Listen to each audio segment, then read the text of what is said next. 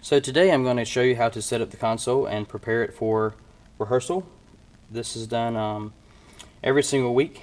So first thing is each week we write out an input list, and we have someone who sets up the inputs on stage each week, but this part is just on the console side of things. So as you can see, we have board channels, subsnakes, which is on the stage. There are A, B, C, D, and E subsnakes from left to right on stage, and these are what plugs into those subsnake channels.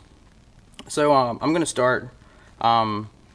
Typically the drums, we don't really have to do any setup, but the other instruments, since we have different players and vocals, we do have to set those up. So I'm also going to show you how to set up the P16 assignments. So starting off with bass guitar, it says that I have Steve Gilpin.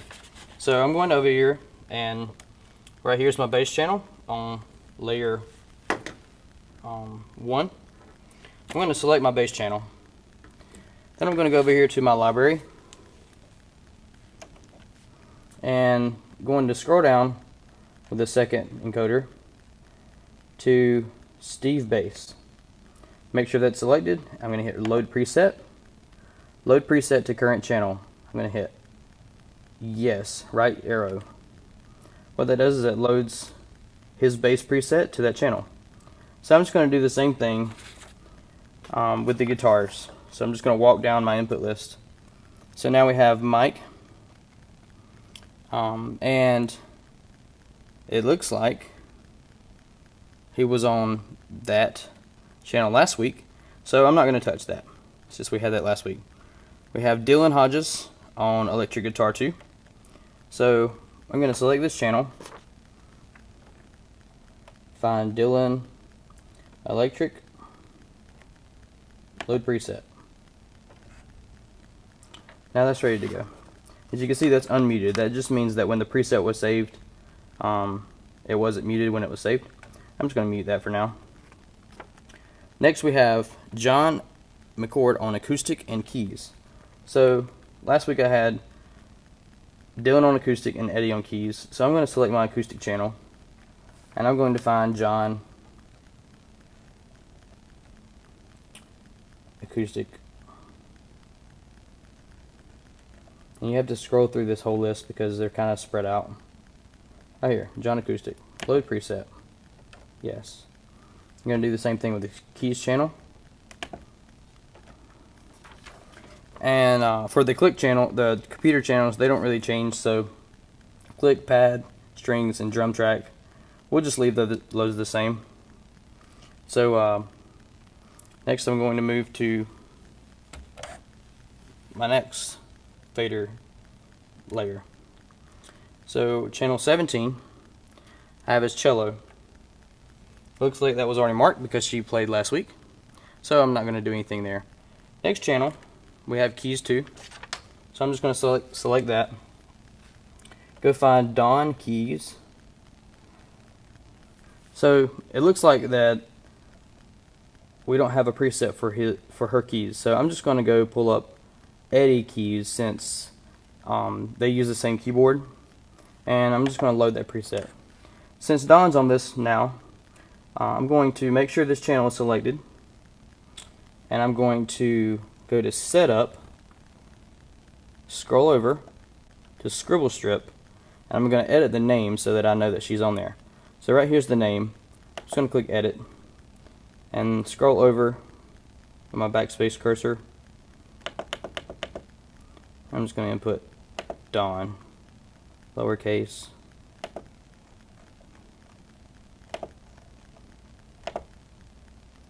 Now we have Dawn keys. Again, these are just presets. When it comes to the sound checks, there's adjustments that are often made. But with this, we will be ready to go generally for pretty much everything. So I'm just going to do my other channels now. So it looks like we have acoustic 2 on channel 19. So I'm gonna go here, go to the library, see if I have a Tim acoustic. I don't believe I do.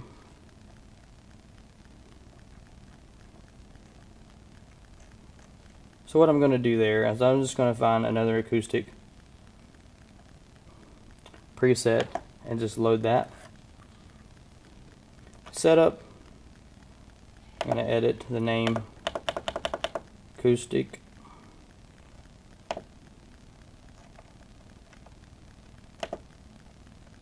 Tim.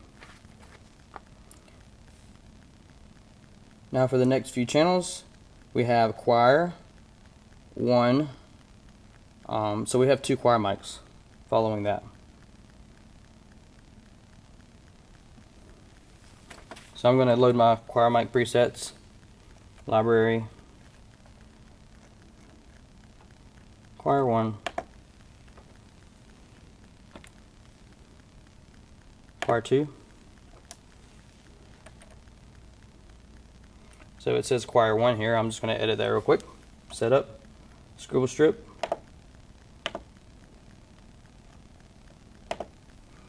Choir 2. Now for my vocal channels, I can look here and see that I have Josh on wireless 1. We're going to have Heather on wireless 2. So I'm going to select here and go to library, find Heather. And I don't have it labeled as mic because Heather doesn't play any instruments, so I know that she's a vocal. Load preset. So if you can see here it says Heather 3. Since she's on mic 2, I'm going to go in here and just edit this. Make sure she's on mic 2 so that I can reference. It looks like we have Andrew Parker on mic 3. I'm just going to select that. Go to library. I'm going to find Andrew Parker right here. Load preset. So again it says 4. Just going to change that to 3.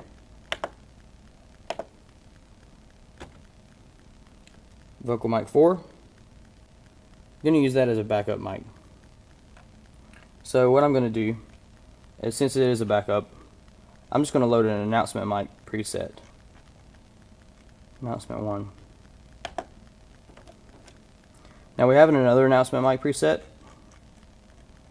but this is for SM58 and the backup pack. So that's for the other mic systems. This preset is for the Audio-Technica mics. So since it says announcement 1, I'm just going to go to my setup and edit this and just label it 4. I'm going to get rid of the little symbol so I can see the number easier. And for 5 we have the same thing. However, last week that was used, that wasn't used, so I had that just labeled channel 5. Next are announcement mics and then speaker pack. So announcement 1, 2, and 3. However, Deanna's going to be on announcement mic 3 as a vocal. So I'm going to look and see if I have Deanna's vocal saved for the announcement mic. Doesn't look like it. Since this is one of the new mics, one of the SM58s, which when you watch this video it might not be new anymore, but it is the Shure SM58, I'm going to load the announcement channel preset to that. And then I'm just going to relabel it for Deanna.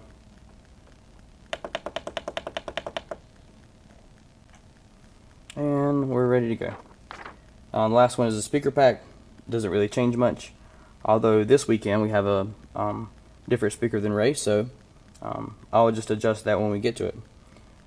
So now I'm going to look at my DCAs. Now I have all of my channels set up. I'm going to assign my DCA groups. Since this is choir week, I like to run the choir mics on a DCA so that I can control both of those microphone volumes through one channel.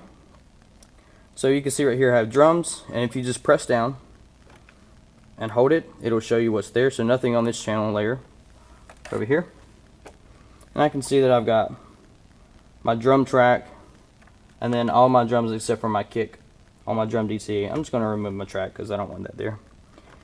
Next we have band. So I'm just going to make sure that this is updated. So I've got bass, mic. So I'm going to add Dylan. We don't want click in there. The rest of the tracks: cello, Don keys, Tim acoustic, and that looks like it. That's it for the band. Now I have men vocal. I'm going to hold that down, and I'm going to make sure I've got my guys selected. So I just got Josh and Andrew. Then I have my lady vocals. So I've got Heather, and then I'm going to put Deanna on there. So now my men and my ladies are on different DCAs. So if it's a female-led song or a male-led song, I can just easily push these back and forth a little bit to accentuate the sounds of the vocal mix. Now I have my effects. This doesn't really change. However, I'll show you that we have on my third layer, we have the vocal and delay effects. So this is just for vocal effects. I don't have my band or my drum effects on this channel because they can really just remain constant. The vocal effects is what I want more control over because we don't want vocal effects going while somebody's talking or ad-libbing. So last week I had my tracks channels on this. This week I'm going to change that. So selecting this will bring it up on my layer here, my editor. If I'm under setup, so if I go to setup, click that, it'll bring it up here. So you can see it says selected DCA 6. I want to make sure that the right one's selected. I'm going to change my color to white because my vocals are white, and I'm going to invert it just because it's easier to see. Then I'm going to go over here and edit the name to choir.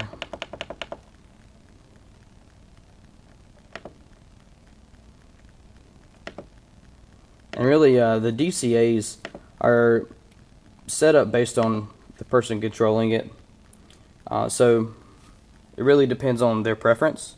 However, I just have a general standard thing that I do default where I like to put my choir mics on a separate DCA when we do those. So if you see here, we have tunes and video. Those never really change. So now I'm going to select my choir, and I had these tracks on here, so I'm going to unselect my tracks. Go here, select my choir mics. Now I have a separate volume control for my choir. Next, I'm going to set up my mute groups. So when I hit the mute buttons, things that I don't want muted aren't going to mute. So over here on menu, just select mute group. I'm going to hold down the mute group I want to edit. So I'm going to hold down band. So as you can see on the second layer here, I only had channel 17 selected. So I'm just going to add keys and acoustic to my band mute group. Go to my other channel, make sure I have what I need on there. I'm going to add his electric. So now if I unselect it and I hit the band mute, I can see that only the things that I want muted are being muted. So I'm going to edit my vocals, make sure mute group is selected to edit. Select vocals, and I'm going to leave Josh off since a lot of times he does offering talk and stuff in the end. I can control him differently with the mute group. But I have vocal 2, 3, 4, and 5 on there. I'm also just going to select this one right here since this is going to be a vocal mic this week. Announcement mics, we have 1 and 2. I'm going to unselect Deanna's since this is not going to be an announcement mic. And then Ray, we have his mic on a separate mute group. We also have, if I go down here to my bus layer, my stage wedge is also on this. So when I unmute and mute it, it unmutes the wedges and Ray's mic at the same time. Now that's it for my mute groups. I've set those up how I want them. I'm going to add a mute group in as well for choir. Select this. So I got channel 20 and 21 on my mute group for choir. Next, I'm going to set up my my P16 assignment. So I'll go to routing, and then I'll scroll over to Ultranet, and I have a cheat sheet here that I can refer to. And I just want to confirm that all my P16 assignments are set up right. So we have kick on channel 1. I'll do my mute group. Snare, drums, in-ear monitor. So that's correct. We have bass, electric.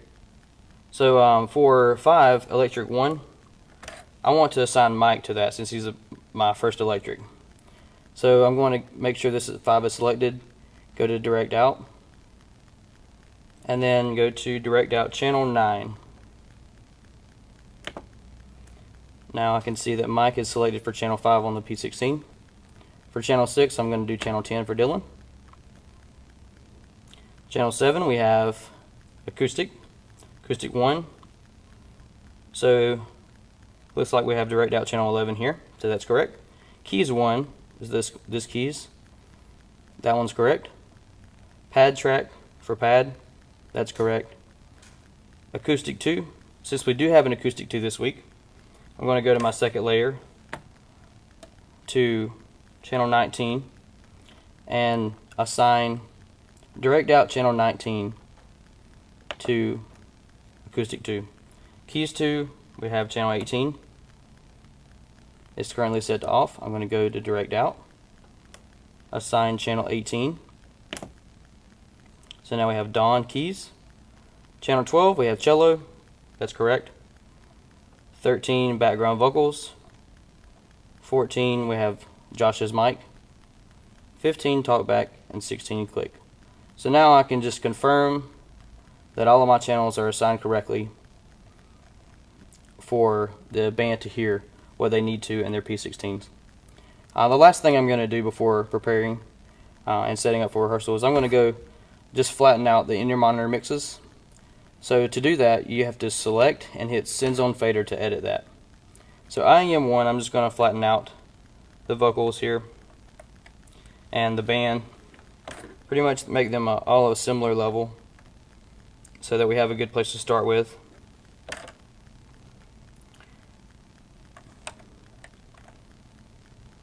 And for that in-ear monitor channel that is assigned to the vocal channel, I'm going to make sure that their mic is a little bit higher than the other ones. So I'm just going to walk through my other ones and do that real quick.